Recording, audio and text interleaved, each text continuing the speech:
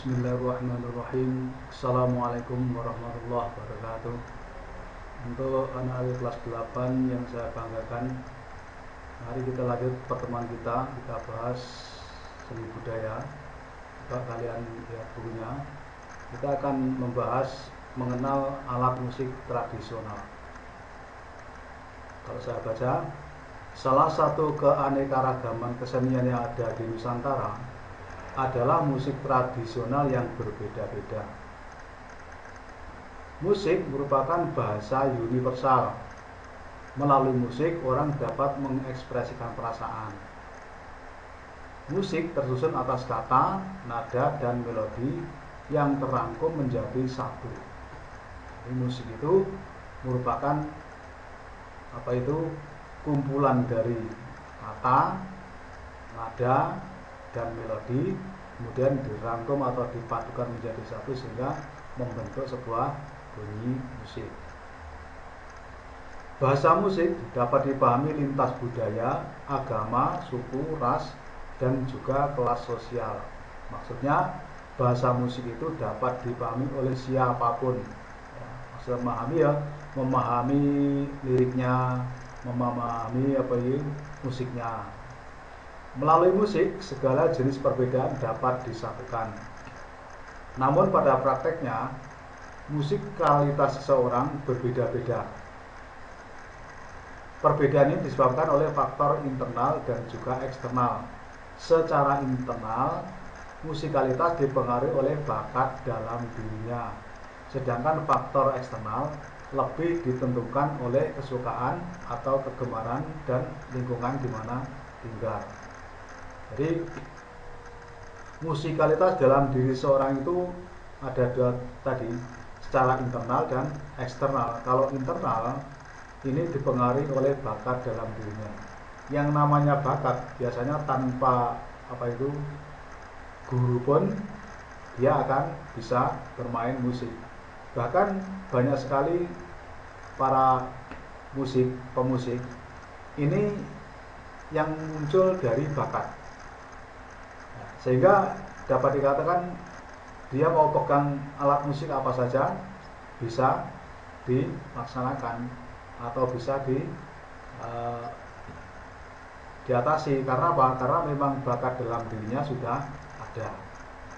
Nah, faktor eksternal ditentukan oleh kesukaan atau kegemaran dan lingkungan di mana tinggal. Ini maksudnya kebiasaan dia bermusik itu yang faktor dari eksternal. Lingkungannya di daerah itu musiknya apa? Biasanya seperti itu. Jadi kalau emang katakanlah di situ ada musik dangdut, ya biasanya dipengaruhi oleh itu sehingga dia bisa bermain musik sesuai dengan faktor lingkungan. Kebiasaan yang konon dangdut, di situ juga dia akan menekuni musik dangdut. Nah, kemudian jenis musik Nusantara. Musik tradisional Aceh. Kebudayaan Aceh banyak yang bernafaskan Islami, baik dalam hal syair, lagu, busana maupun alat musik yang digunakan. Alat musik yang digunakan antara lain canantreng, rebana, gambus, marwas, harubak, gendang, alat di sana menyebutnya gedumba, serta seruling atau serunai.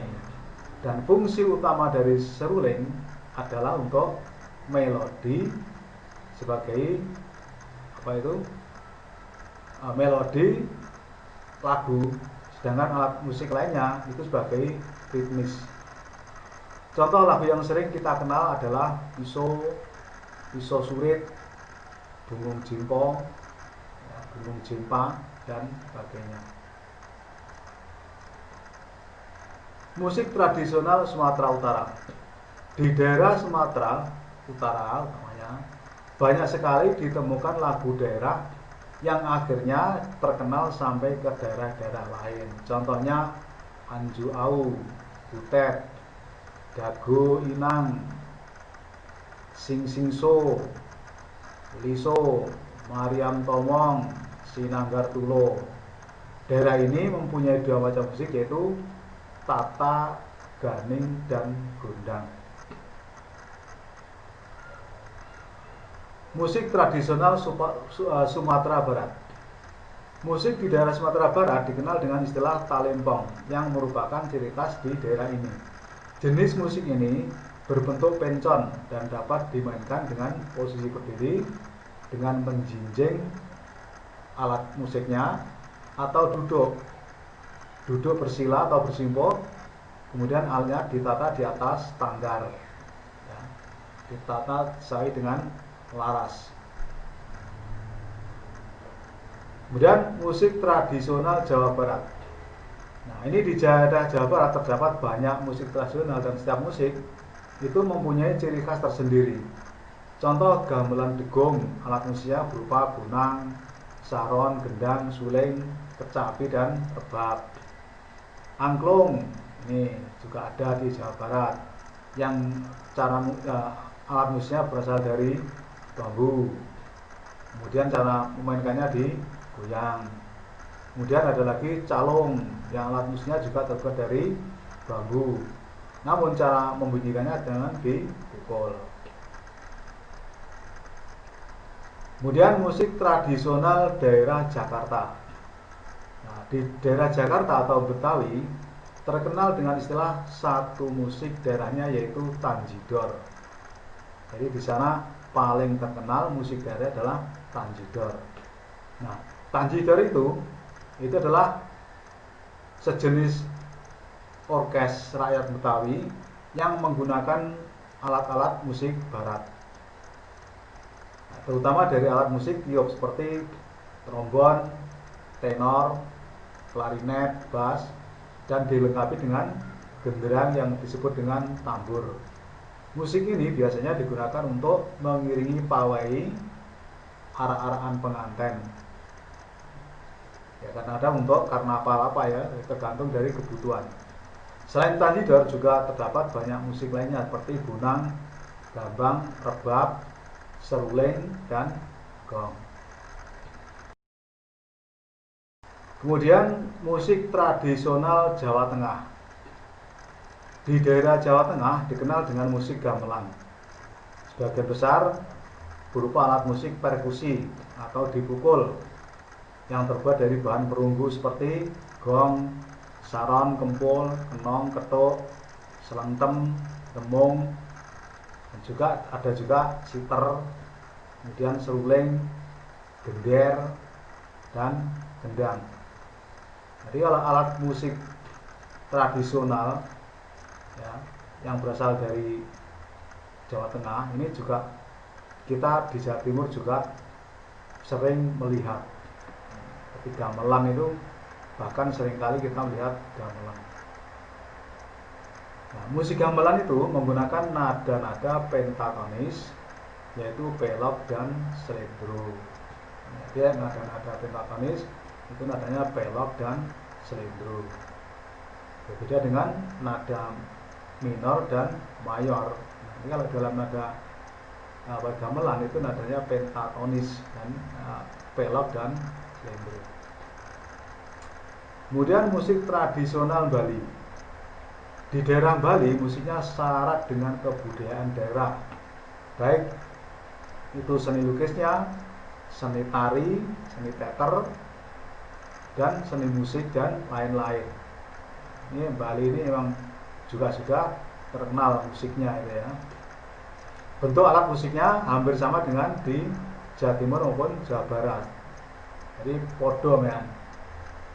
Karena juga ada saron, ada kenong, juga ada gendang. Nah, perbedaan yang mencolok warna musik di daerah Bali lebih cenderung bersuara, melengking, dan tempo yang cepat. Jadi kalau kita melihat di televisi itu ketika ada acara besar itu juga menampilkan musik tradisi dari Bali, ini musiknya sangat cepat dan saron yang digunakan biasanya suaranya nadanya tinggi-tinggi. Oke, sekarang teknik bermain alat musik. Selain dibagi menurut sumber bunyinya, alat musik daerah bisa dipilah-pilah berdasarkan bentuknya. Misal seperti di bawah ini. A. Bentuk tabung. Bentuk tabung merupakan bentuk umum dari alat musik yang memakai bahan dari bambu. Dalam perkembangannya, bahan bambu tersebut dapat digantikan dengan bahan lain seperti kayu dan logam. Instrumen yang termasuk dalam bentuk tabung misalkan calung, angklung, kentongan, seruling, dan banyak lagi. Dan ini cara membunyikannya ada yang dipukul, ada yang digoyang, juga ada yang ditiup. Seperti yang saya terangkan tadi, yang dipukul itu menggunakan alat pemukul itu adalah calung. Calung itu ya juga dari bambu yang dilubangi, ya, ditata demikian rupa sesuai dengan nadanya. Kalau untuk bass ya disuarakan bass, kemudian dipukul, ini akan mengeluarkan bunyi musik. Nah, untuk angklung ini pun juga terbuat dari bambu. Nah, tapi cara membunyikannya dengan cara digoyang. Goyang-goyang itu angklung akan mengeluarkan bunyi.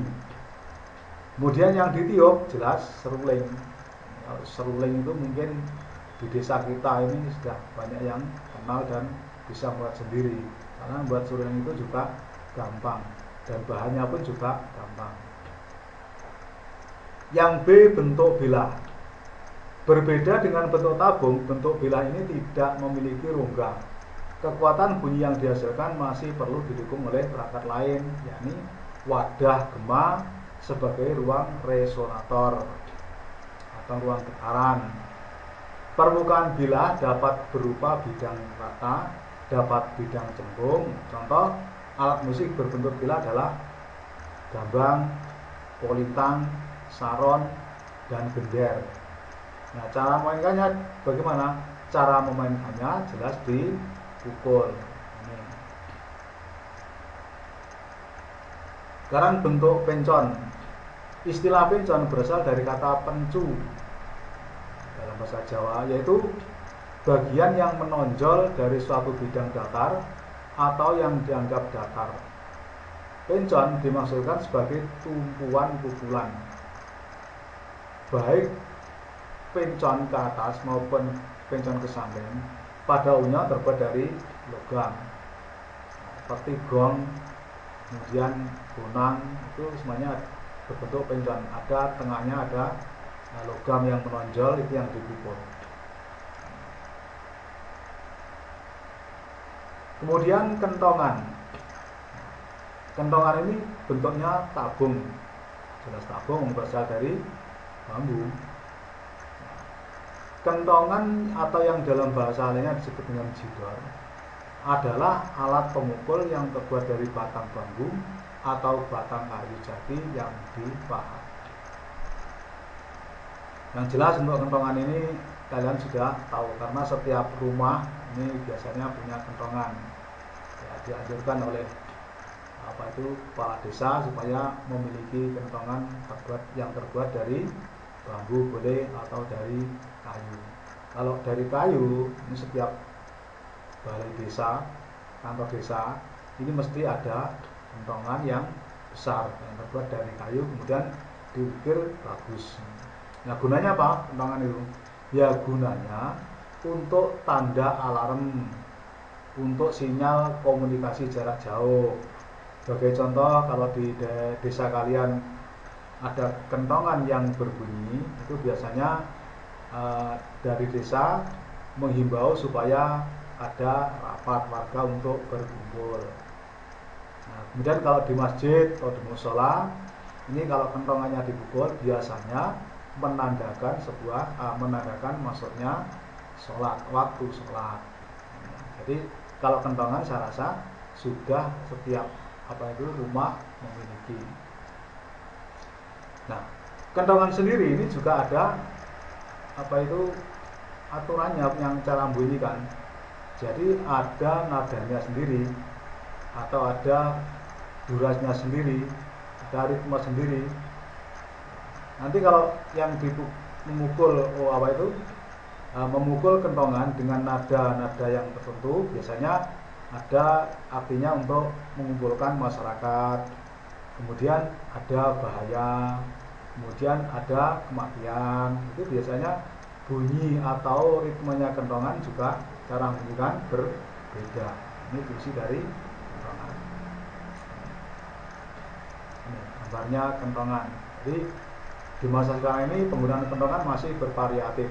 Jadi mulai dari zaman dahulu sampai sekarang kentongan masih eksis digunakan. Jadi tetap dipakai meskipun zaman sudah canggihnya seperti ini. Ini kentongan ini masih dapat dijumpai di mana-mana. Kemudian B, talempong, bentuknya pencon seperti yang saya terang tadi. Talempong itu juga bahannya berasal dari perunggu. Kemudian di tengahnya juga dibentuk pencon atau benjolan yang itu akan dipukul, ya, pukulnya di situ sehingga akan mengeluarkan bunyi nada yang dipukul tadi. Nah, talempong ini merupakan alat musik ciri khas dari masyarakat Minangkabau. Ya, bentuknya ya sama dengan gamelan-gamelan yang lain. Dan angklung, ya angklung ini yang saya terangkan tadi di atas terbuat dari bambu yang disusun sesuai dengan nada-nada dalam angklung. Kemudian cara membunyikannya pun juga digoyang, tidak dipukul. Selanjutnya musik tradisional Jawa Timur. Di daerah Jawa Timur ini dikenal dengan juga musik gamelan. Jadi peralatannya itu hampir sama dengan daerah Jawa Tengah. Juga berupa gamelan. Gamelan juga sama. Ya, ada kenong, ada kempul, ada ketuk, selentem, dan lengkap. Nah, sehingga dapat dikatakan musik tradisional Jawa Tengah dan Jawa Timur ini hampir sama, ya, 99% sama. Namun yang membedakan ini untuk musik tradisional dari Jawa Tengah ini ritmenya ini agak sedikit lamban. Jadi cara memainkannya agak sedikit lamban sehingga terkesan halus. Jadi pendengar sampai hatinya biasanya tersayat. Sebab apa? Kebanyakan gending-gending yang dilantunkan berisi petuah dan juga tragedi rumah tangga. Berbeda dengan di Jawa Timur, kalau gamelan di Jawa Timur ini sedikit agak keras sehingga kesannya sangat riang. Jadi meskipun alat musiknya sama, namun juga ada perbedaan di dalam cara memainkannya, itu terutama pada ritmenya. Yang lebih paling keras lagi yaitu di musik di Bali.